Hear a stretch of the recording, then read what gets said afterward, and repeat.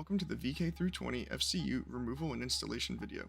Ensure the firearm is unloaded by removing the magazine and locking the slide to the rear, checking the chamber for any ammunition. Remove the slide by turning the disassembly lever downwards, then ride the slide forward until free. Remove the disassembly lever by rotating it at 90 degrees and pulling free.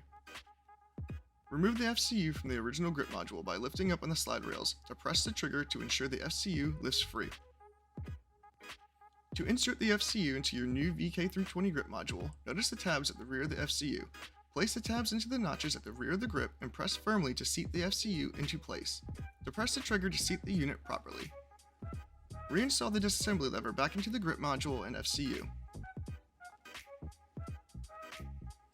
Reattach the slide and perform a functions check to check for correct assembly.